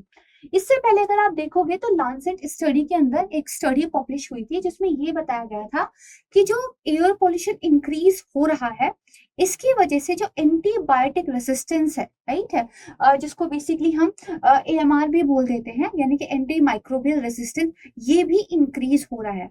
तो air pollution is not about कि आप एक हार्मफुल एयर को ब्रीथ कर रहे हो, ये ओवरऑल जो ह्यूमन की हेल्थ है इस पर बहुत ज्यादा सीवियर असर डालता है। इसकी वजह से गवर्नमेंट ऑफ इंडिया ने बहुत सारे ऐसे इनिशिएटिव चलाए हुए हैं जो एयर पॉल्यूशन को टैकल करने की कोशिश करते हैं, उनके बारे में भी हम डिटेल से यहाँ पर देखेंगे, राइट है। तो सबसे पहले हमें ये पता होना चाहिए कि ये जो एयर पॉल्यूशन है बेसिकली इसका एक स्टेटस तो हमने जान ही लिया, इसके कॉजेस क्या क्या है। तो अगेन हम दो में उसको जो है डिवाइड करके देखेंगे, एक आपके नेचुरल कॉजेस होते हैं, राइट है, और एक आपके जो है एंथ्रोपोजेनिक होते हैं, ठीक है। नेचुरल कॉजेज में मेनली 3 टाइप आप देख सकते हो। पहला है आपका वॉल्केनिक एक्टिविटीज। वॉल्केनिक एक्टिविटीज में अगेन 3 चीजें आप देखिएगा, जब कोई भी वॉल्केनिक इरप्शन होता है तो एक huge amount of ash release होती है, ये एयर पोल्यूशन का रीजन बनती है। पार्टिकुलेट मैटर रिलीज होते हैं, साथ में कुछ हार्मफुल या टॉक्सिक गैसेस रिलीज होती है। दूसरा आता है आपका वाइल्ड फायर, ठीक है। वाइल्ड फायर की वजह से आपकी एयर के अंदर कार्बन डाइऑक्साइड, आपकी एयर के अंदर जो ग्राउंड लेवल का ओजोन होता है ये बेसिकली क्या है, एक तरीके से मिल जाता है। देखो जो ओजोन आपके स्ट्रेटोस्फेयर में है वो तो आपके अर्थ के लिए एक अम्ब्रेला का काम करती है जो सन की हार्मफुल रेडिएशन से हमें प्रिवेंट करती है। बट ग्राउंड लेवल पर जो ओजोन बनता है ना, ये बेसिकली टॉक्सिक गैसेस का, ऑक्सीजन का, वाटर वेपर का एक केमिकल रिएक्शन बनता है एंड इसको फोटोकेमिकल स्मोग भी बोलते हैं। मैं आपको आगे बताऊंगी डिटेल में। तो जो ग्राउंड लेवल का ओजोन होता है ये काफी हार्मफुल होता है ह्यूमंस की हेल्थ के लिए और वाइल्ड फायर्स का वन ऑफ द रीजन है, ठीक है। तीसरा जो नेचुरल कॉज आपको यहाँ पे देखने के लिए मिल जाएगा वो बेसिकली ये जो स्टॉर्म्स वगैरह आप देख रहे हो, जो आंधियां चलती हैं, तेज तूफान चलते हैं, इनकी वजह से जो डस्ट है, जो पार्टिकुलेट मैटर है, राइट है, ये आपको बेसिकली एयर के अंदर देखने के लिए मिल जाएंगे। और इसीलिए गर्मियों में जब ये लू चलती है, खासकर नॉर्थ इंडिया की हम बात करें, और अपने साथ एक जो है धूल भरे तूफान जब लेकर आती है तो वाटर स्प्रे करना प्रेफर किया जाता है। और गांव में तो ये प्रैक्टिस अभी भी फॉलो होती है कि दोपहर से पहले ही वो जो है पूरा पानी का छिड़काव करते हैं अपने घर के आसपास के एरिया में, उसके बाद भी करते हैं ताकि जो मिट्टी है वो सेटल डाउन हो जाए और हवा जब आए तो वो जो डस्ट है वो उस हवा के साथ ना उड़े, क्योंकि उसकी वजह से क्या है, एक एयर पॉल्यूशन की प्रॉब्लम यहाँ पे पनपती है, ठीक है। ना डस्ट स्टॉर्म हो गए आपके, ठीक है, नॉट ओनली स्टॉर्म बल्कि इनको डस्ट स्टॉर्म बोलेगा, आपके wild Fyers and volcanic activities, ठीक है, इसको ध्यान रखिएगा। दूसरी जो आपकी ह्यूमन एक्टिविटीज है, अब देखो सबसे पहले तो जो आप एनर्जी जनरेशन कर रहे हो, ठीक है, तो ये जो एनर्जी जनरेशन है, अभी भी भारत की बात करें तो 70% जो जनरेशन ऑफ एनर्जी हो रहा है, मैं यहाँ पे बेसिकली इंस्टॉल्ड पावर कैपेसिटी की बात नहीं कर रही हूँ, मैं जनरेशन पावर कैपेसिटी की बात कर रही हूँ। 70% वो अभी भी कहाँ से हो रहा है, जो आपके थर्मल पावर प्लांट है, जो कि बेसिकली कोल बेस्ड है, राइट है। तो यहाँ से आपका जो कार्बन डाइऑक्साइड है, आपके बेसिकली नाइट्रोजन के ऑक्साइड्स होते हैं, सल्फर के ऑक्साइड्स होते हैं, कार्बन मोनोऑक्साइड है, इस तरह की चीजें रिलीज होती हैं जो एयर पॉल्यूशन का कारण बनती है। परफेक्ट है, ये वाला मैं डिलीट कर रही हूँ, आपने देख लिया। इसके अलावा आप इंडस्ट्रियल एक्टिविटीज के अलावा ट्रांसपोर्ट सेक्टर की बात करेंगे। सॉरी अभी मैंने आपको सिर्फ एनर्जी जनरेशन बताया। दूसरा आता है आपका इंडस्ट्रियल सेक्टर। तो जो इंडस्ट्रीज है वो दरअसल बहुत मेजर सोर्स माना जाता है एयर पॉल्यूशन का, और दरअसल जो आपका इंटरनेशनल एनर्जी एसोसिएशन है, इनका एक डाटा आया था कि लगभग 20% जो ग्रीन हाउस गैसेस का अमिशन होता है उसके लिए बेसिकली ये जो इंडस्ट्रीज हैं ये रिस्पॉन्सिबल है, ठीक है। तो आपका पहला क्या हुआ, आपका बेसिकली एनर्जी जनरेशन जिसमें भी थर्मल पावर प्लांट, दूसरा हुआ आपकी जो इंडस्ट्रियल एक्टिविटीज होती है, देन तीसरा आपका एग्रीकल्चर। तो इसमें भी आपने स्टबल बर्निंग के बारे में बहुत ज्यादा न्यूज में जो है सुना होगा कि भाई दिल्ली के अंदर एयर पॉल्यूशन ज्यादा इसलिए होता है क्योंकि पंजाब, हरियाणा, उत्तराखंड, ये जो आसपास की स्टेट है, यहाँ पे किसान जो स्टबल बर्निंग करते हैं, उसको लेकर भी फिर हैप्पी सीडर मशीन एंड और गवर्नमेंट की तरफ से इनिशिएटिव लाए गए थे। We will discuss later. Perfect. तो तीसरा आपका रीजन है एग्रीकल्चर। देन चौथा जो है वो आपका व्हीकुलर ट्रांसमिशन है, यानी कि ट्रांसपोर्ट सेक्टर। राइट है, ट्रांसपोर्ट सेक्टर भी बहुत ज्यादा जिम्मेदार है एयर पॉल्यूशन के लिए। एंड दैट्स वाई दिल्ली में जब एयर पॉल्यूशन का लेवल एक लिमिट से ज्यादा एक्सीड कर गया था, तो वहां की सरकार ने ऑड एंड इवन फॉर्मूला जैसे कुछ कदम जो है उठाए थे। ठीक है, तो ये है। इसके अलावा अगर आप देखोगे तो जो एक फ्लाई ऐश होता है, ठीक है, ये किसी भी रीजन से जो है हो सकता है। कंस्ट्रक्शन की वजह से कुछ आपकी धूल उड़ती है, इंडस्ट्रियल एक्टिविटीज की वजह से, ये जो फ्लाई ऐश है ये भी बेसिकली क्या है, एयर पॉल्यूशन का जिम्मेदार बनता है। इसकी वजह से एयर के अंदर जो पर्टिकुलेट मैटर आपका 2.5 एंड आपका जो पर्टिकुलेट मैटर 10 है, इसकी जो एक कॉन्सेंट्रेशन है वो यहाँ पर क्या है, बढ़ जाती है। ठीक है, इसको थोड़ा सा आप ध्यान रखिएगा। अच्छा, इसके अलावा जो अर्बनाइजेशन है, राइट है, जो आपका मतलब एक अर्बन पॉपुलेशन इंक्रीज होती जा रही है, ये भी बेसिकली क्या है, जिम्मेदार है। इसमें भी एक फैक्टर आप ध्यान रखिएगा, इट्स नॉट वर्किंग, ओके। इसमें भी एक फैक्टर आप ध्यान रखिएगा, जो हमारी अर्बनाइजेशन और साथ में जो हम ज्यादा एक शहरीकरण की तरफ बढ़ते जा रहे हैं, तो जो स्काई रॉकेटिंग आपको ये बिल्डिंग्स देखने के लिए मिलते हैं, काफी ऊंचे ऊंचे बिल्डिंग्स मिलते हैं, इसकी वजह से क्या होता है, जो आपकी एयर है वो ना ट्रैप हो जाती है। ठीक है, जब एयर का एक तरीके से सर्कुलेशन प्रॉपर नहीं हो पाता, तो जो एयर के अंदर जो सब्सटेंस हमारे लिए टॉक्सिक है वो घुले हुए हैं, उनका डिस्पर्जन नहीं हो पाता है। ठीक है, तो एक जगह वो जो कॉन्सेंट्रेटेड एयर का पैकेट है वो पर्टिकुलर एरिया के लिए काफी ज्यादा पॉल्यूटेड हो जाता है। तो ये जो ऊंचे ऊंचे टॉल बिल्डिंग्स है, जो अर्बनाइजेशन है, राइट है, this is one of the reason for the air pollution.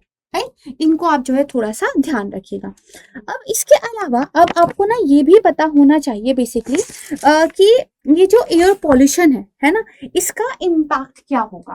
Perfect है, क्योंकि जो बेसिकली, अच्छा एक और चीज यहाँ पे ध्यान रखना, जब हम एयर पॉल्यूशन की बात करते हैं और इसको अलग अलग कैटेगरीज में डिवाइड करते हैं, तो वो भी एक आपको जो है कैटेगराइजेशन पता होना चाहिए। एक बार ये जो है देख लेते हैं, देन इसके बाद हम इम्पैक्ट की बात करेंगे।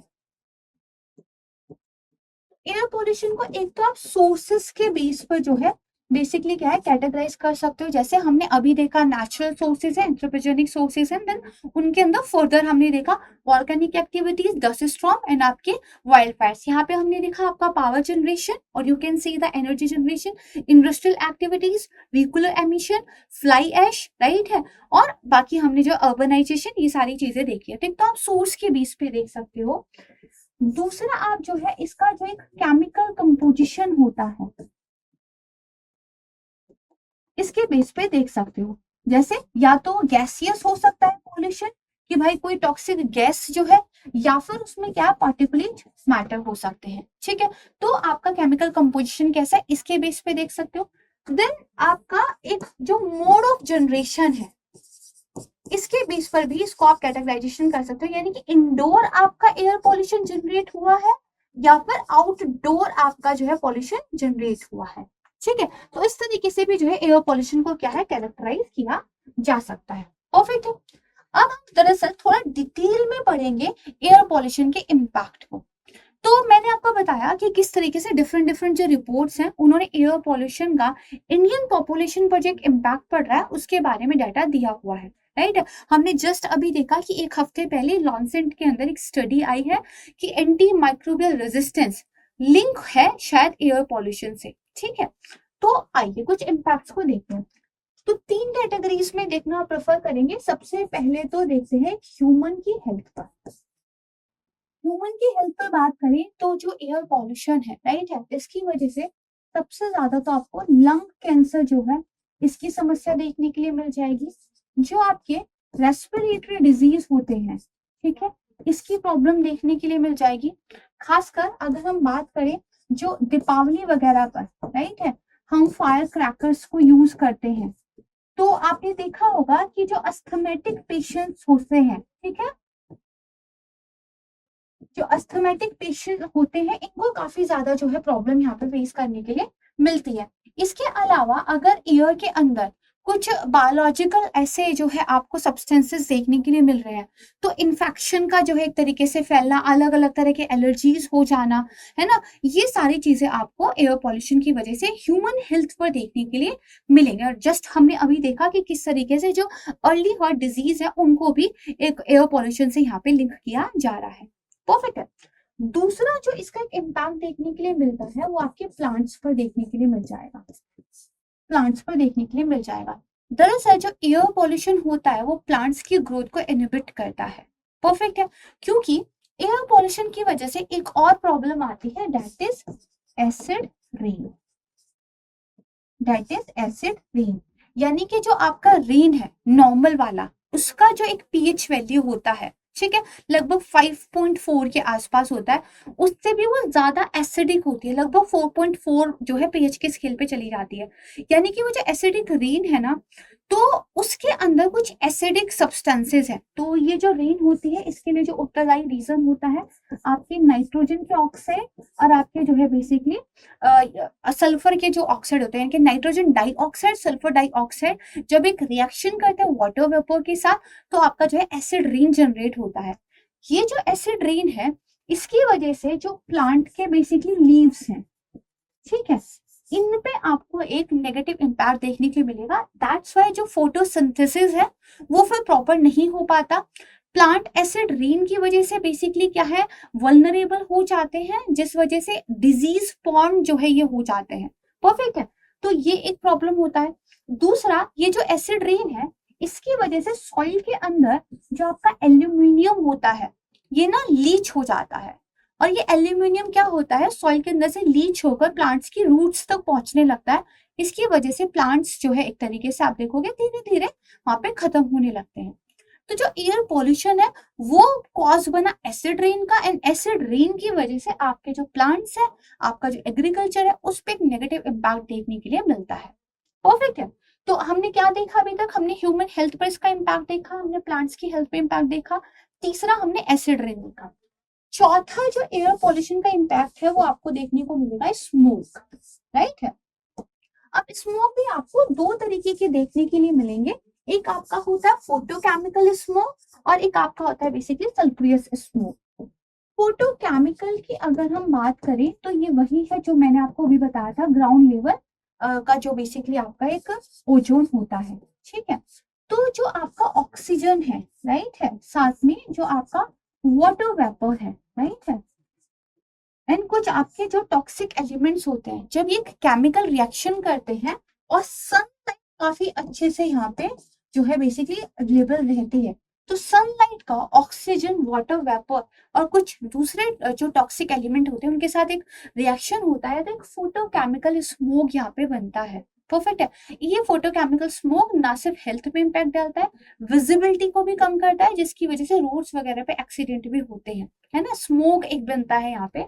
स्मोक की अगर बात करें तो बेसिकली दो वर्ड से मिलकर ये बना हुआ है, एक आपका है स्मोक और दूसरा है आपका फोग, राइट है। ये जो स्मोक प्लस फोग मिलकर स्मोक बनता है ना, ये विजिबिलिटी को बहुत कम कर देता है। परफेक्ट है। एंड दैट्स व्हाई विंटर के टाइम पे सुबह का जब एक टाइम होता है, आपको जो रोड्स वगैरह की विजिबिलिटी वो इतनी कम दिखाई देती है, राइट है। एंड उस दौरान जो पब्लिक हेल्थ अथॉरिटीज होती है वो एक एडवाइजरी भी जारी करती है कि मॉर्निंग और इवनिंग के टाइम पे आउटडोर पार्क वगैरह में घूमना आप जो है अवॉइड कीजिए, क्योंकि ये जो स्मोक है ये आपको वहां पे देखने के लिए मिल जाएगा। तो एक आपका होता है फोटोकेमिकल स्मोक, राइट है। दूसरे की अगर बात करें तो दूसरा आपका जो एक सल्फ्यूरिक स्मोक होता है, ठीक है।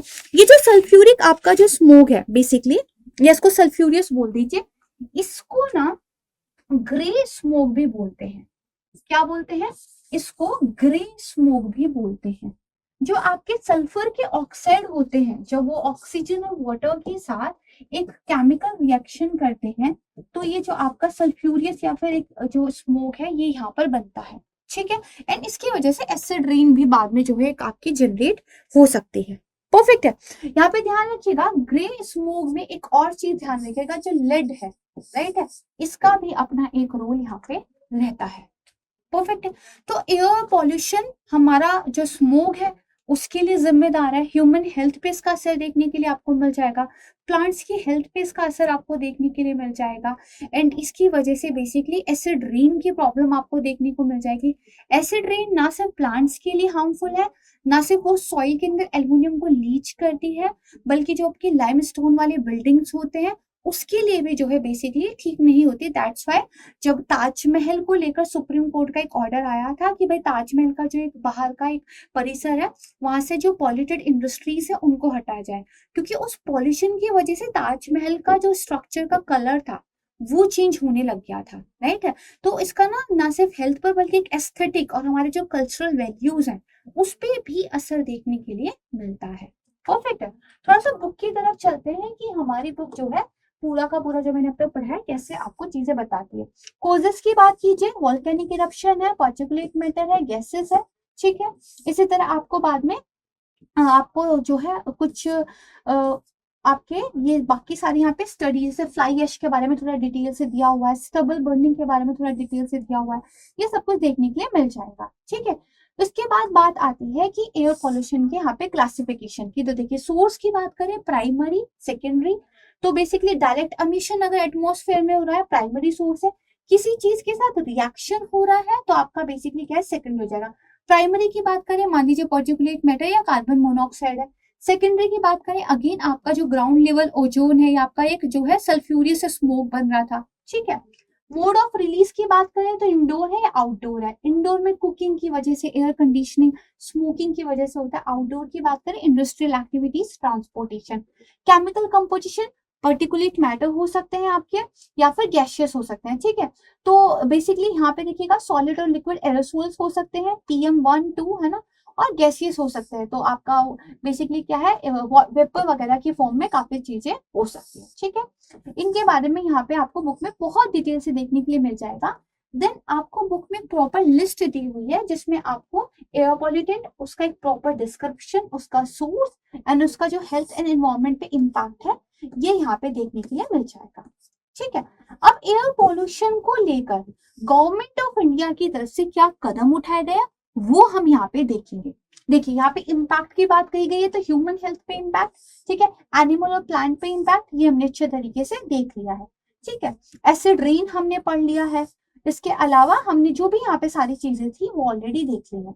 जैसे यहाँ पे देखिए जो एक एसिड आपका प्रेसिपिटेशन होता है उसके बारे में बताया हुआ है कि किस तरह से ग्रोथ रिड्यूस होती है, सेल का एक एबनॉर्मल डेवलपमेंट होता है, लीव्स का और निडल्स का एक प्रीमेच्योर लॉस होने लगता है, ठीक है। लीफ टिश्यूज के अंदर आपको प्रॉब्लम देखने को मिलेगी, जो क्राउन होता है वो डाई बैक करने लगता है, लीचिंग होने लगती है न्यूट्रिएंट की, बैक्टीरियल एक्टिविटीज यहाँ पे इनहिबिट हो जाती है, सॉइल की फर्टिलिटी रिड्यूस हो जाती है, ठीक है। तो ये सारे रीजन आपको एसिड रेन के देखने के लिए मिल जाएंगे। देन फोटोकेमिकल स्मोक के बारे में हमें बताया गया है कि किस तरीके से जो वॉलेटाइल ऑर्गेनिक कंपाउंड होते हैं, पर्टिकुलेट मैटर है, नाइट्रोजन के आपके ऑक्साइड है, सल्फर के ऑक्साइड है, कार्बन मोनोऑक्साइड है, ये सब मिलते हैं। साथ में इनका जो है एक तरीके से केमिकल रिएक्शन होता है, तब जाके फिर आपका जो है ग्राउंड लेवल का ओजोन, आपका sulphuric acid, nitric acid, particulates, ये सारी चीजें यहाँ पे देखने के लिए मिल जाएगी। इसको अगर मैं पिक्चर में समराइज करना चाहूँ जो भी मैंने आपको अभी तक पढ़ाया है तो यहाँ पे आप बहुत अच्छे तरीके से देख सकते हो। देखो वोल्केनोस आप देख पा रहे हो, फॉरेस्ट, वाइल्ड फायर्स, ये कुछ नेचुरल रीजंस है, लाइटनिंग की वजह से भी प्रॉब्लम होती है, ठीक है। इसके अलावा आप देखोगे जो लाइव स्टॉक है, मीथेन वगैरह का जनरेशन यहाँ से होता है, फर्टिलाइजर वगैरह आप यूज कर रहे हो, ऑयल एंड गैस का यूज हो रहा है, कई बार ऑयल स्पिल हो जाता है, सिटीज से जो एमिशन हो रहा है, फिर industry, power plant, sewage treatment से जो एमिशन हो रहा है, आपके जो एयरप्लेन्स है, मोड ऑफ ट्रांसपोर्ट जो है उसके से आपका एमिशन हो रहा है। तो टोटल मिलाकर आपका जो है पॉल्यूटेंट एमिशन यहाँ पे देखने के लिए मिल रहा है। तो इस पिक्चर में हमने जो भी अब तक पढ़ा है वो पूरा का पूरा क्या है समराइज हो जाता है। अब बात करते हैं कि कौन कौन से जो है इनिशिएटिव्स भारत में लिए गए हैं। सबसे पहला और जो सबसे ज्यादा इंपॉर्टेंट है वो आपका दरअसल एयर पॉल्यूशन को लेकर जो एक्ट है 1981 वाला, एयर पॉल्यूशन एंड कंट्रोल को लेकर एक एक्ट आया था आपका, air pollution act 1981, if I am recording it right, ठीक है। तो ये जो एक है आप कह सकते हो अम्ब्रेला एक्ट है, जहाँ पे बेसिकली जो इंडस्ट्रियल एमिशन होता है, जो व्हीकुलर एमिशन होता है, उसके लिए कुछ स्टैंडर्ड्स वगैरह क्या है ऑलरेडी गवर्नमेंट ऑफ इंडिया की तरफ से प्रिस्क्राइब किए गए हैं। ठीक है। जैसे अगर व्हीकुलर एमिशन की बात करें तो व्हीकुलर एमिशन में जो टॉक्सिक आपके सब्सटेंसेज हैं उनका कितना एक लिमिट होना चाहिए, इसको भारत सरकार की तरफ से जो BS नॉर्म्स बताए जा रहे हैं उसमें बताया गया है। ठीक है। तो जैसे अभी आप देखेंगे जो BS नॉर्म आपका 6th है ना, ये जो है भारत में एक तरीके से प्लान कर दिया गया है। चाहे 2 व्हीलर आप परचेज करें या 4 व्हीलर परचेज करें, तो प्रोडक्शन जो होगा, मैन्युफैक्चरिंग जो होगी और जो आप सील कर रहे हैं वो आपके जो व्हीकल्स है वो BS जो आपके 6th नॉर्म्स है इनको फॉलो करते हुए होने चाहिए। ठीक है, इसको ध्यान रखना। इसके बाद सरकार की तरफ से बहुत सारे ना प्लान जो है चलाए गए हैं, उन प्लान्स के बारे में हम यहाँ पे थोड़ा सा देख लेते हैं। ठीक है, उन प्लान्स को एक बार समझ लोगे और उसके बाद बुक से उनको थोड़ा डिटेल में पढ़ लोगे तो आपको चीजें बड़े अच्छे से समझ में आ जाएंगी। जैसे एक आपका है national, basically national clean air plan. ठीक है, नेशनल क्लीन एयर प्लान एक आपका है। एक आपका जो है बेसिकली सफर सिस्टम, सफर जो सिस्टम है वो सरकार की तरफ से शुरू किया गया था। एक आपका जो है एयर क्वालिटी इंडेक्स जो है गवर्नमेंट ऑफ इंडिया की तरफ से बेसिकली जो है रिलीज किया जाता है। और इसके अलावा और बहुत सारे इनिशिएटिव है, मैं अभी एक एक डिटेल में बता देती हूँ। एक चीज आप यहाँ पे इंपॉर्टेंट ध्यान रखिएगा, सरकार का थोड़ा ध्यान इस और ज्यादा रहा है कि एयर पॉल्यूशन के बारे में अगर कोई इंडेक्स हम रिलीज कर रहे हैं या फिर एयर पॉल्यूशन के लिए हमें कुछ पब्लिक अवेयरनेस सिस्टम जनरेट करना है तो वो इजी टू अंडरस्टैंड हो, मतलब पब्लिक को बहुत आसानी से मैसेज कन्वे हो पाए। तो हमने क्या किया, कलर कोडेड सिस्टम बना दिया है यहाँ पे भी। तो जितना ज्यादा एयर पॉल्यूशन है उसको हमने क्या है कलर्स की कैटेगरी के अंदर एक तरीके से डिवाइड कर दिया गया है, ताकि पब्लिक के लिए इट्स इजी टू कॉम्प्रिहेंड कि जो बाहर एक एटमॉस्फेयर की हेल्थ है वो कैसी चल रही है। परफेक्ट है। और साथ में ये भी साथ में बता दिया जाता है कि अगर एयर पॉल्यूशन का लेवल इतना है तो आप कौन से एक्टिविटीज कर सकते हो, यानी कि आपको इंडोर ज्यादा रहना चाहिए या फिर आउटडोर ज्यादा रहना चाहिए। साथ में ग्रेडेड एक्शन प्लान करके भी कुछ प्लान्स रोल आउट किए गए हैं। जितना पॉल्यूशन का लेवल होगा उसके अकॉर्डिंगली सरकार कुछ कदम उठाएगी। जैसे सरकार कह सकती है कि आप बाहर ना निकले, वर्क फ्रॉम होम को जो है प्रेफर करें, या फिर गवर्नमेंट की तरफ से जो वाटर स्प्रे मशीन्स है ना, जो वाटर स्प्रे गन्स होते हैं उनको जो एक तरीके से एक्टिवेट कर दिया जाएगा। कंस्ट्रक्शन को रोक दिया जाएगा। साथ में जो 10 साल से पुराने व्हीकल्स होते हैं, राइट है, उनको जो है एक तरीके से सिटी के अंदर आने से रोक दिया जाएगा। ठीक है, ओल्ड व्हीकल्स एक मेजर सोर्स होते हैं पॉल्यूशन का। ठीक है, साथ में आने वाले 3 दिनों का एक वेदर फोरकास्ट, एक एयर पॉल्यूशन का फोरकास्ट गवर्नमेंट की तरफ से किया जाता है।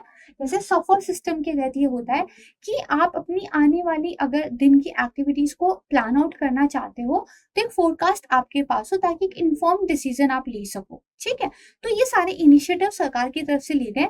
एक बिल्कुल पर्टिकुलर एक्ट जो है गवर्नमेंट के पास है, that is air pollution act हमारा 1981 वाला। एक इंपॉर्टेंट बॉडी का नाम यहाँ पे ध्यान रखिएगा, that is central pollution control board.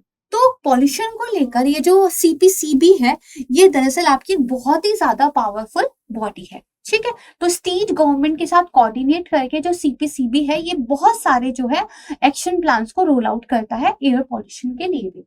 अब देखते हैं कि बेसिकली हमारी बुक के अंदर किन किन चीजों को हमने यहाँ पे डिफाइन किया। परफेक्ट है, just give me a second.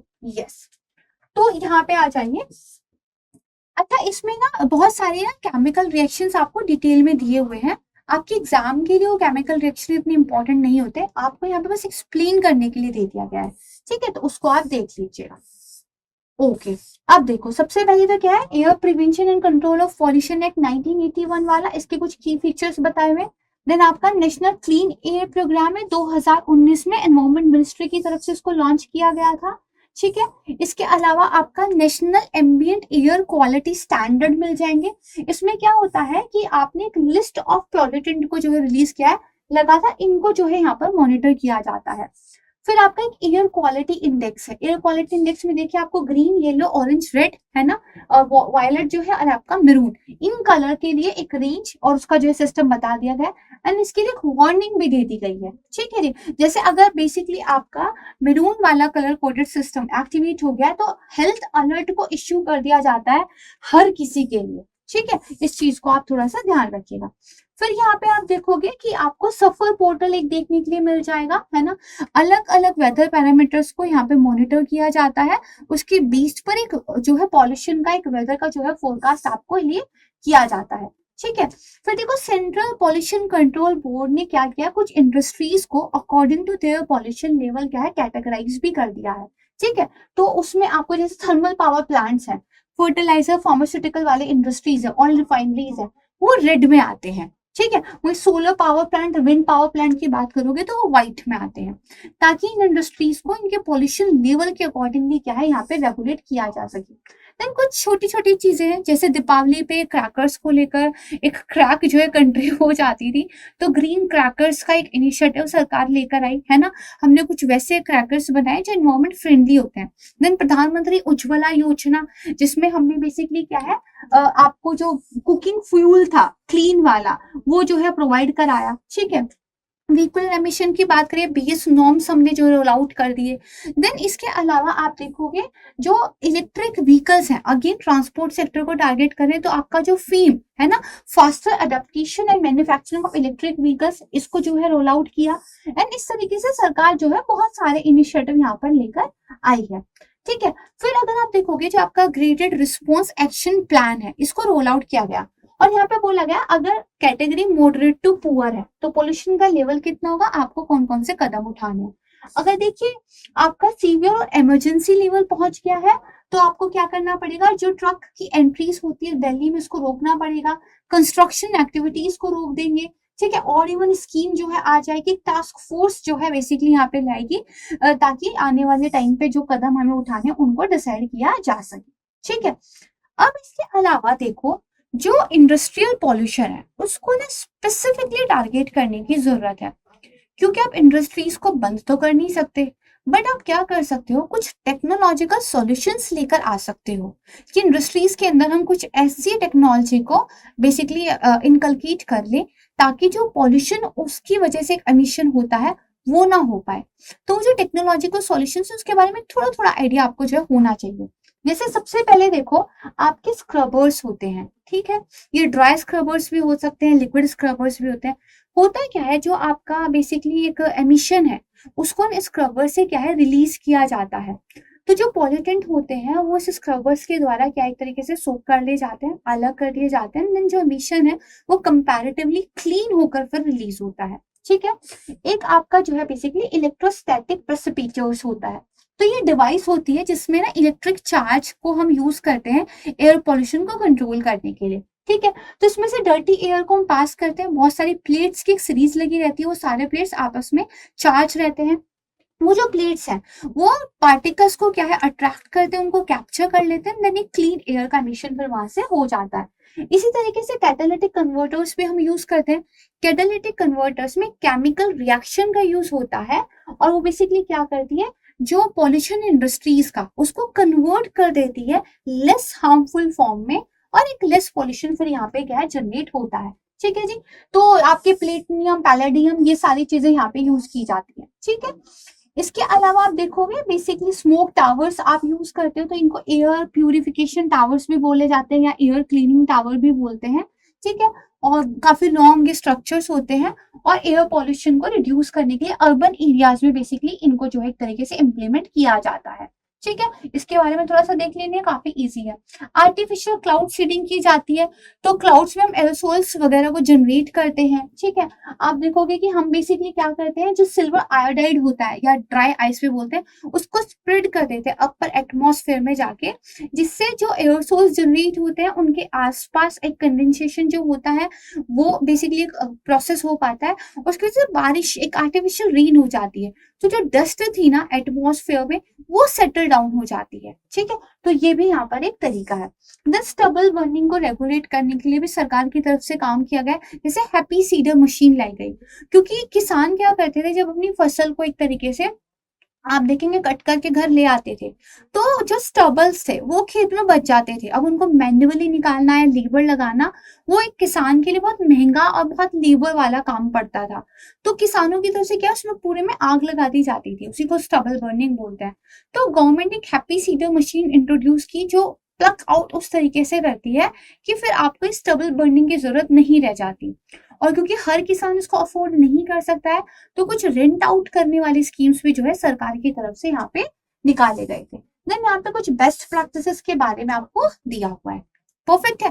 तो आपको एयर पॉल्यूशन का एक पूरा ओवरऑल आइडिया मैंने यहाँ पे समझा दिया है। आई ट्राई टू एक्चुअली कि आपको चीजें आसानी से समझ आ जाए। Then you can read the book very easily. आपने क्लास कर ली है, अब आप बुक अच्छे से पढ़ पाओगे, ठीक है। इसके अलावा हर चैप्टर के बाद जो आपको पीवाईक्यू बुक के अंदर दिए गए हैं, उनको आपने जरूर सॉल्व करके देखना है। तो यहाँ पे आज हम इस वाले लेक्चर को एंड करते हैं। काफी सारे चैप्टर्स हमारे कवर हुए हैं। नेक्स्ट क्लास में फिर हम आगे से जो है कवर करेंगे। तब तक जितना आपने पढ़ा है इसको आप रिवाइज कर लीजिएगा, ठीक है। जाने से पहले एक बार और मैं आपको स्टडी आईक्यू के P2I बैच के बारे में बताना चाहती हूँ। हो सकता है कुछ लोगों ने हमें अभी ज्वाइन किया हो। 23 अगस्त से शाम को 6 बजे हमारा बैच जो है स्टार्ट हो रहा है। पहली क्लास होगी। तो अगर आप एडमिशन लेना चाहते हैं, this is the very right time. जब भी आप एडमिशन लें, फीस पर मैक्सिमम डिस्काउंट के लिए यूज कीजिएगा फैकल्टी कोड प्राची लाइव। मैं आपको जल्द मिलूंगी एक नई क्लास में। तब तक के लिए अपना ध्यान रखिएगा। Thank you so much everyone. जय हिंद। स्टडी IQ IAS, अब तैयारी हुई अफोर्डेबल।